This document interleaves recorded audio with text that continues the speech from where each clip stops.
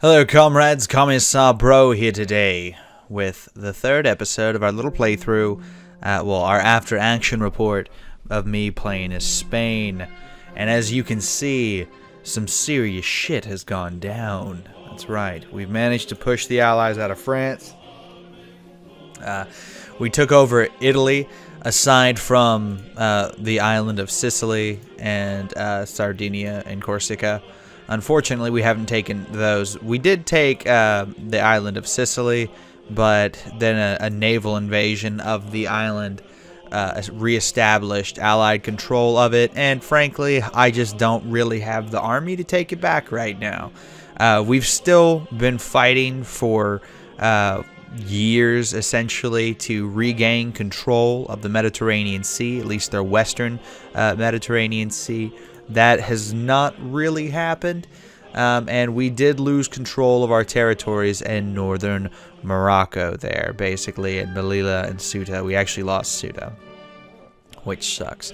But, I mean, it is what it is. At this point, it is 1944. This war has been raging on for 30 years now, actually. I think a little bit over 30 years. No, 30 years. 30 years and a few months.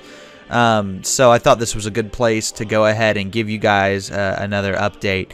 This is going to be a really short series, honestly. I suspect maybe 1 or 2 more episodes after this point, because I'm just chugging along through it, and I don't really want it to be a big long series. I just kind of want it to be more of a interesting plot point, or not really plot point, more of just like just something, you know, cool, basically, is all I'm trying to say. Something cool to look at. You're probably wondering, well, what are casualties up to at this point? Okay. Well, the Allied casualties have now crept past 94.8 million, with France still carrying the heaviest load of that. But with the UK right behind them. France has capitulated at this point in time, but they still have between 88 and 103 divisions. How accurate that is, I don't know. I actually got the Allies down to about 7 million manpower, but then the United States decided to join the war. I had been so close to turning them into fascist, it wasn't even funny, as you can see here.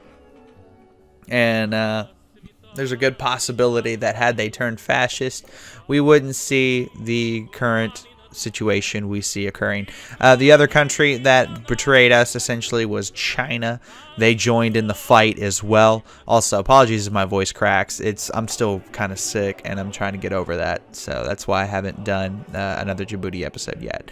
And as you can see, we have years worth of different fighters occupying and patrolling the skies over the various areas in our territory. We have 311 factories. Our army is really large. Honestly, the majority of that fielded manpower is us, but the German Empire is coming back and starting to place their foot down and defend their borders again now that we've liberated it. We actually liberated Germany in about a month, all things considered, but once again we've been stopped. This time we've been stopped because the Allies finally have enough basically supply lines and logistics to fuel themselves and fight against us.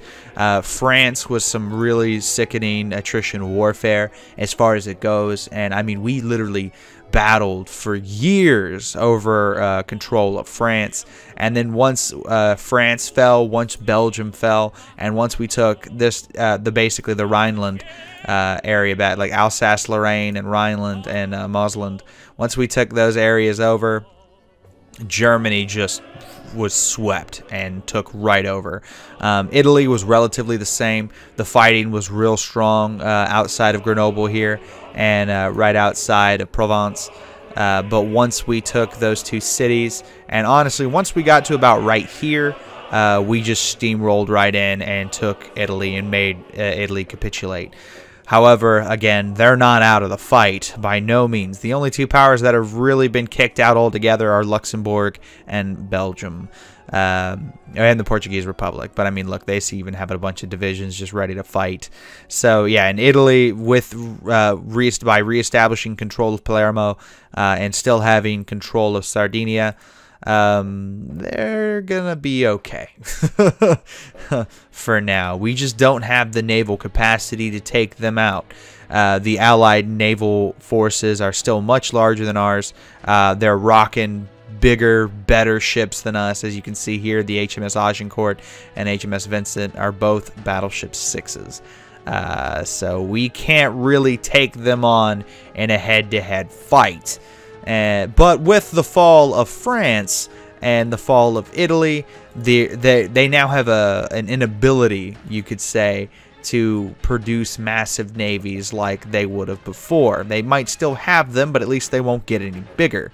But France still has a really big industrial capacity, and apparently the UK does as well, and Russia does. So, I mean, take that with a grain of salt. Obviously, this war's not over yet by a long shot, and it's probably going to be dragging on for quite a few more years, to say the least. Honestly, I wish it was over by now, because this has been exhausting, absolutely exhausting.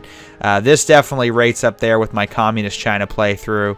There's no doubt about it. This one has been an absolute bloodbath, especially for the Allied side. Again, our total casualties have gone up by 1 million since the last time I did a video.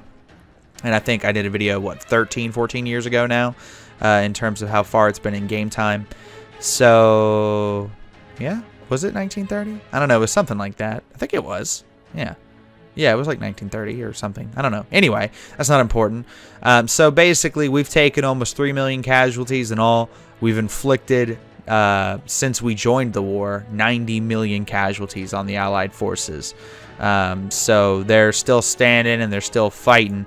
But ultimately, I think we're going to win the war as long as we just keep fighting onward. Now, the inclusion of the United States, or the induction anyway, the United States and China into the fight is undoubtedly going to make this a lot hairier for us. And honestly, that's what I was trying to avoid from the beginning, because their forces are quite massive. China just recently joined the fight, so I'm unsure of how disgusting they're going to be. As you can see, they have 108 to 315 divisions and have only taken 3K casualties.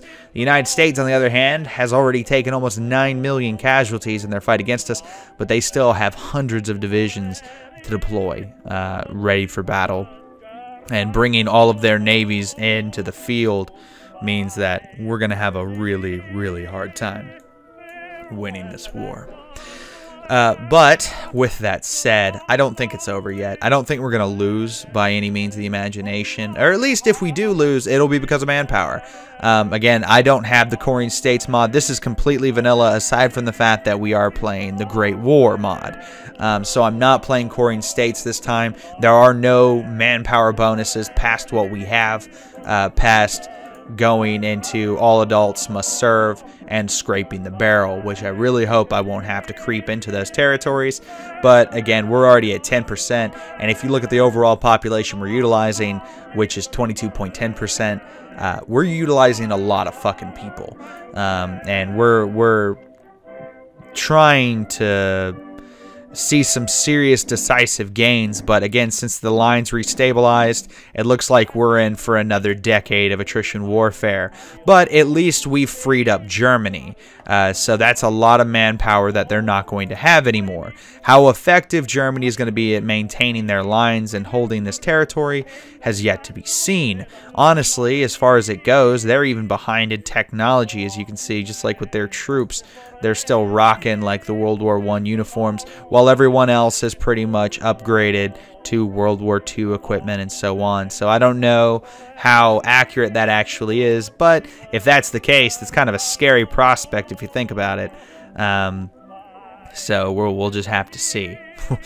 We're just going to have to see what happens, honestly. We don't really know. I don't know if we're going to win this war, honestly. I don't know what's going to happen yet, but hopefully it all ends out okay for us. So, anyway, this has been Commissar Bro doing a short little after-action report. Thank you so much for watching, guys. I hope you're enjoying this little mini-series as much as I'm enjoying playing it. It's getting pretty crazy, and honestly, we're making progress. Since the last video, we've made a lot of progress. But at the same time, the odds are still not exactly in our favor. So there's a strong possibility that we might still not win. But who knows? Who knows? We'll just have to keep fighting and hope that we can handle whatever our enemies throw at us. But anyway, this has been CB, and I'll see you next time.